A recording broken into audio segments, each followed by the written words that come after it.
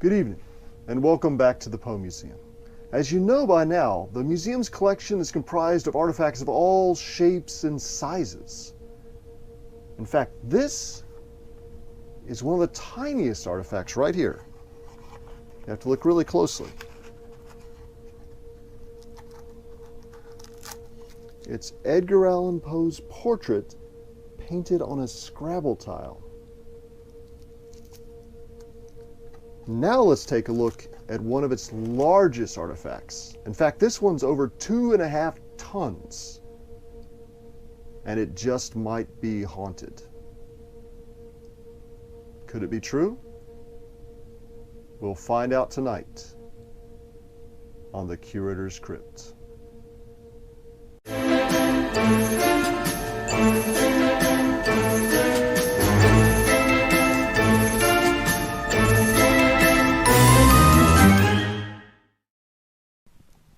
This is the Actors Memorial to Edgar Allan Poe, sculpted between 1882 and 1884 in Florence, Italy by the American artist Richard Henry Park, who signed it right down there by the foot.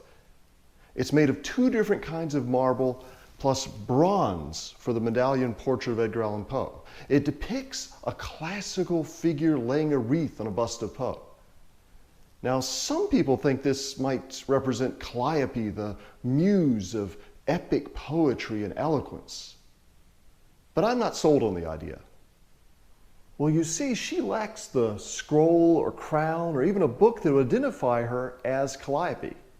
In fact, an 1885 description of the sculpture just identifies her as a classical figure, which might seem kind of weird because Poe lived in the modern age, not classical times.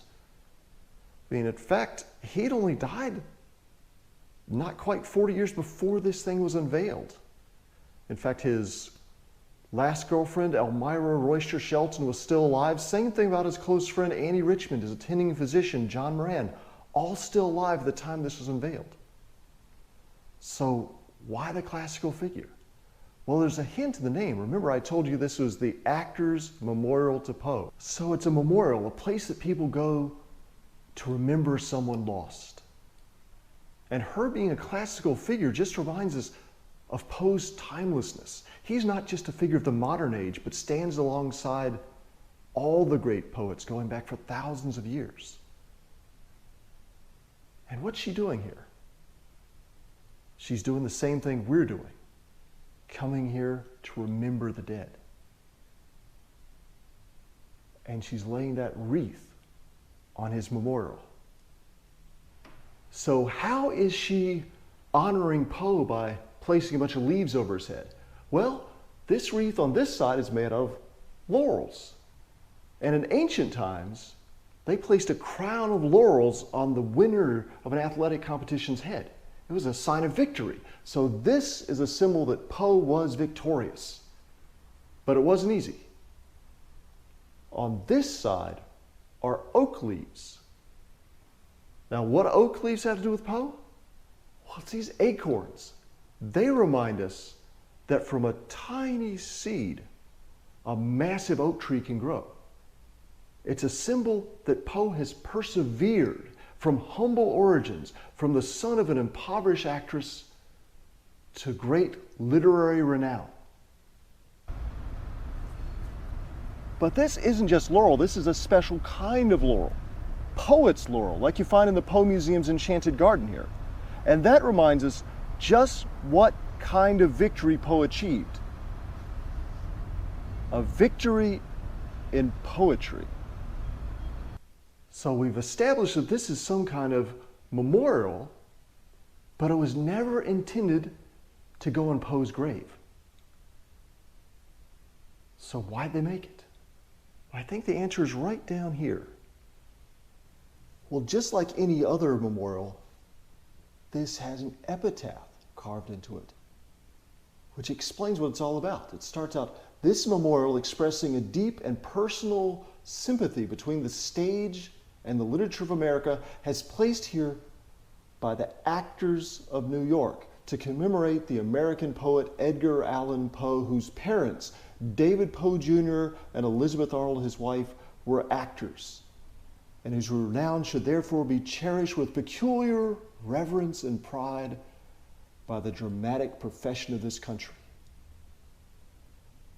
This was commissioned by the Actors Guild of New York to honor Poe because they thought there was a sympathy between Poe's poetry and the stage. And this was unveiled by none other than the leading Shakespearean actor of the day, Edwin Booth. Yeah, that Booth. His little brother shot the president. And the inscription itself was composed by a major writer of the day, William Winter. But right down here wrote he was great in his genius, unhappy in his life, wretched in his death, but in his fame, he is immortal. Well, how would you like somebody to write that you were wretched in your death on your memorial? Well, I guess they're just implying that Poe has persevered. His life was tough. But just like those acorns up there, he achieved greatness. So that's the Actors Memorial to Edgar Allan Poe. It was officially unveiled in a big ceremony in 1885 at the Metropolitan Museum of Art. We actually have the program for the ceremony right here. It lists out all the different speakers, including, of course, Edwin Booth. Now, the Met stopped displaying it not too long after they got the piece. And by 1940, they offered it to the Poe Museum, thinking it'd be a place to be appreciated. Of course, the Poe Museum at the time said, we don't have room for it. Where are we going to put it? And they declined the offer. So by the 1970s, this sculpture was on display at the Con Edison building in the Bronx, where it stayed for about 2 decades before the Met tried again to contact the Poe Museum in 1993. And this time, the Poe Museum accepted their offer.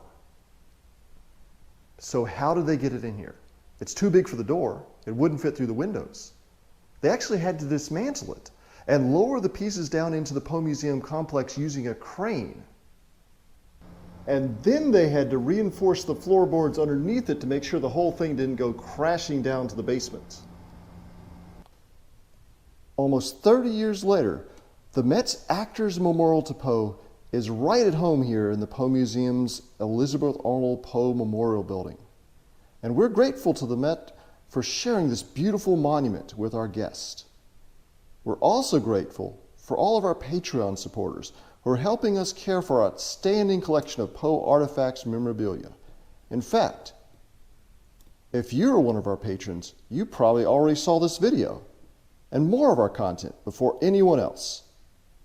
If you're not one of our patrons, just sign up at patreon.com/Poe Museum.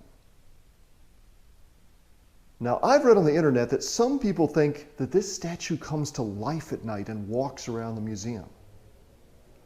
But I regret to inform you that in all the times that I've been here overnight, and Dean actually spent last Halloween here all night long, we've never seen this thing move 1 inch. So that's all just a myth. But just in case, let's play it safe and try not to blink around her, okay?